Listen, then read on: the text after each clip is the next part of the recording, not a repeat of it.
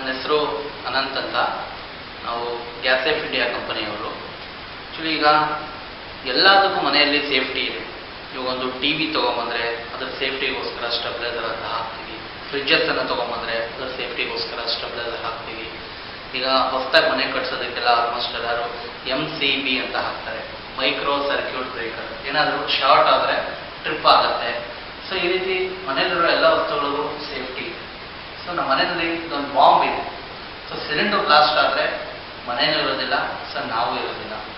ಈಗ T V fridge blast ಆದರೆ ಯಾರೂ ಸಾಯೋದಿಲ್ಲ, ಬಟ್ ಅದಕ್ಕೆಲ್ಲ ನಾವು ಸ್ಟೆಬ್ಲೈಸರ್ ಸೇಫ್ಟಿ ಡಿವೈಸನ್ನು ಹಾಕ್ತಾ ಇದ್ದೀವಿ.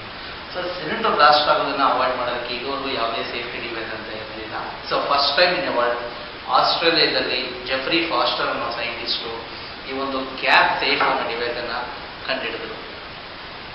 ಸೊ ಇದು ಹಾಕಿ ನಾನು ಲೀಕೇಜಸ್ನ ಯಾವ ರೀತಿ ಅವಾಯ್ಡ್ ಮಾಡ್ಬೋದು ಅಂತ ನಿಮಗೆ ತೋರಿಸ್ತೀನಿ.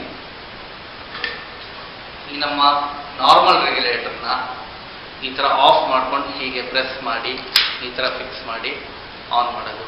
ಇದು one time fixing. Every time cylinder change ಮಾಡುವಾಗ ಇವೆರಡನ್ನು ರಿಮೂವ್ ಮಾಡೋ ಅಂತ ನೆಸೆಸಿಟಿ ಇರೋದಿಲ್ಲ. ಇದಕ್ಕೆ 30 years ಲೈಫ್ ಇರುತ್ತೆ. ಸೊ 30 yearsವರೆಗೂ ಇದು ಹೀಗೆ ಇರುತ್ತೆ. ಇದು ಸೇಮ್ ನಮ್ಮ ನಾರ್ಮಲ್ ರೆಗ್ಯುಲೇಟರ್ನ ಮನೆಗಳಲ್ಲಿ ಯಾವ ಥರ ಫಿಕ್ಸ್ ಮಾಡ್ತೀವೋ ಅದೇ ಥರ ಈ ಡಿವೈಸು ಕೂಡ ನಮ್ಮ ಸಿಲಿಂಡರ್ಗೆ ಫಿಕ್ಸ್ ಆಗುತ್ತೆ. ಈ ಥರ ಫಿಕ್ಸ್ ಮಾಡಿ ಆನ್ ಮಾಡೋದು. ನಮ್ಮ ಡಿವೈಸ್ ಆನ್ ಇದೆ, ರೆಗ್ಯುಲೇಟರ್ ಆನ್ ಇದೆ, ಸ್ಟವ್ ಆನ್ ಇದೆ, ಎಲ್ಲ ಆನ್ ಇದೆ. ಇವಾಗ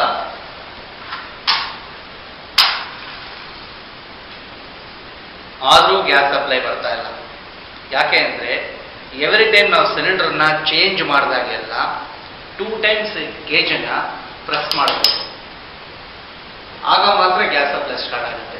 ಸಿಲಿಂಡರ್ನ ಚೇಂಜ್ ಮಾಡಿದಾಗ ಮಾತ್ರ ಮಾಡಬೇಕು, ಡೈಲಿ ಮಾಡೋ ಹಾಗಿಲ್ಲ. ಡೈಲಿ ನಾವು ಇಲ್ಲಿ ಮಾತ್ರ ಆನ್ ಅಂಡ್ ಆಫ್ ಮಾಡ್ಕೊಂಡ್ರೆ ಸಾಕು. ನೋಡಿ, ಈ ಥರ ಸ್ಟವ್ ಆನಲ್ಲಿ ಇರಬೇಕಾದ್ರೆ ಬೈ ನೆಗ್ಲಿಜೆನ್ಸಿ ಮಕ್ಕಳು ಯಾರಾದರೂ ಈ ಪೈಪ್ ಎಳಿಬೋದು, ಅಥವಾ ಲೂಸ್ ಕನೆಕ್ಷನ್ ಆಗಿ ಈ ಪೈಪ್ ಏನಾದರೂ ರಿಮೂವ್ ಆದರೆ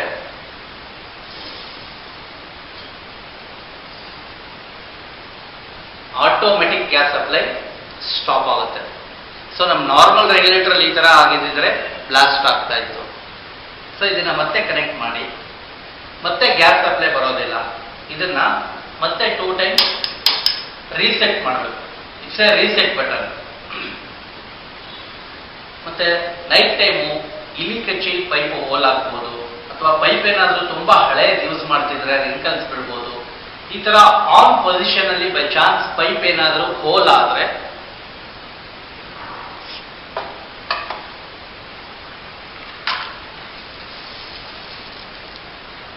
ಆಟೋಮೆಟಿಕ್ ಗ್ಯಾಸ್ ಸಪ್ಲೈ ಸ್ಟಾಪ್ ಆಗುತ್ತೆ. ಪಿನ್ ಪಾಯಿಂಟ್ ಗ್ಯಾಸು ಹೊರಗಡೆ ಬರೋದಿಲ್ಲ. ಮತ್ತೆ ಇದನ್ನ ರೀಸೆಟ್ ಮಾಡಬೇಕು. ಸಪೋಸ್ ಈ ಥರ ಆನ್ ಇರುತ್ತೆ, ಪೈಪಲ್ಲಿ ಕೆಲವೊಮ್ಮೆ ಸ್ಮಾಲ್ ರಿಂಕಲ್ಸ್ ಇರುತ್ತೆ. ಬೈ ಚಾನ್ಸ್ ಗಾಳಿಯಿಂದ ಪೈಪಿಗೆ ಬೆಂಕಿ ಏನಾದರೂ ಕ್ಯಾಚ್ ಆದರೂ ಯಾವುದೇ ರೀತಿ ಬ್ಯಾಕ್ ಫೈರ್ ತಗೊಳ್ಳೋದಿಲ್ಲ, ಆಕ್ಸಿಡೆಂಟ್ಸ್ ಆಗೋದಿಲ್ಲ, ಜಸ್ಟ್ ಹೀಗೆ ಉರಿತಾ ಇರುತ್ತೆ. ನಮ್ಮ ನಾರ್ಮಲ್ ರೆಗ್ಯುಲೇಟರ್ ಈ ಥರ ಫೈರ್ ಕ್ಯಾಚ್ ಅಂದರೆ ಬ್ಯಾಕ್ ಫೈರ್ ಆಗುವಂಥ ಚಾನ್ಸಸ್ ಇರುತ್ತೆ. ಸೊ ಇದರಲ್ಲಿ ಯಾವುದೇ ಥರ ಆಕ್ಸಿಡೆಂಟ್ಸ್ ಆಗೋದಿಲ್ಲ. ಸೊ ಇದೇ ಥರ ಬರ್ನ್ ಆಗಿ ಪೈಪು ಮೆಲ್ಟ್ ಆಗಿ ಕಟ್ ಆದಾಗ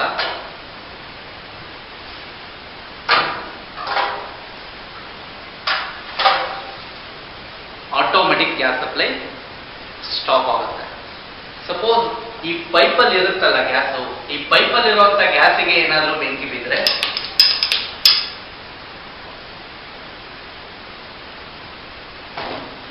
ಈ ಪೈಪಲ್ಲಿ ಎಷ್ಟು ಗ್ಯಾಸ್ ಇರುತ್ತೋ ಅಷ್ಟು ಮಾತ್ರ ಬರ್ನ್ ಆಗುತ್ತೆ, ಅಗೇನ್ ಸ್ಟಾಪ್ ಆಗುತ್ತೆ.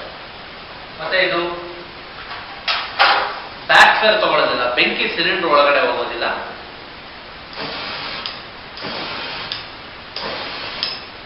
ಎಷ್ಟು ಗ್ಯಾಸ್ ರಿಲೀಸ್ ಆಗುತ್ತೋ ಅಷ್ಟೇ ಬರ್ನ್ ಆಗುತ್ತೆ, ಅಗೇನ್ ಸ್ಟಾಪ್ ಆಗುತ್ತೆ.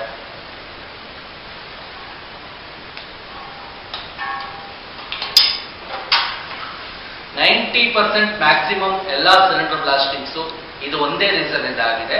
ಇದು ಆಲ್ಮೋಸ್ಟ್ ಎಲ್ಲರ ಮನೆಯಲ್ಲೂ ನಡೆಯುವಂತ ಇನ್ಸಿಡೆಂಟು.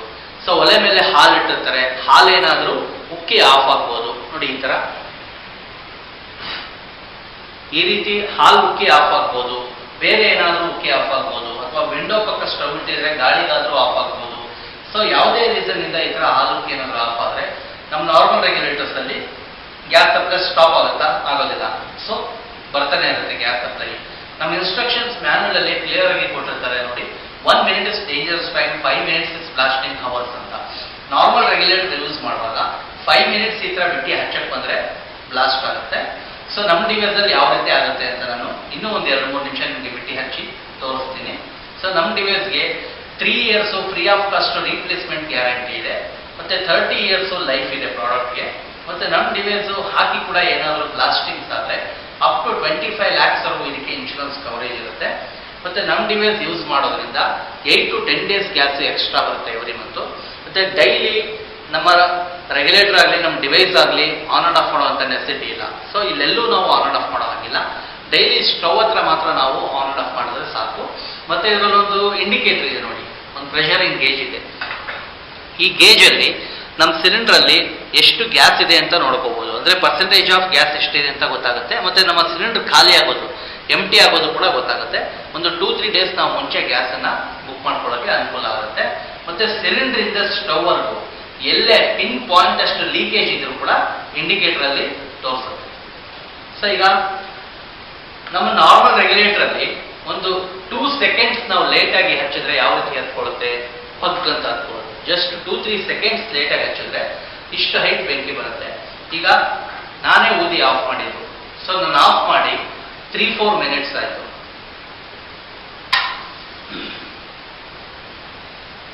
ಇಷ್ಟು ಹತ್ರ ಬೆಂಕಿ ಇದೆ, ಇಷ್ಟು ಹತ್ರ ಇದೆ, ಕ್ಯಾಚ್ ಆಗ್ತಾ ಇಲ್ಲ. ನೀವು 1 day ಎಲ್ಲ ಇದೇ ತರ ಪಕ್ಕದಲ್ಲೇ ಕ್ಯಾಂಡಲ್ ಇಟ್ಟಿದ್ರು ಏನೂ ಆಗೋದಿಲ್ಲ.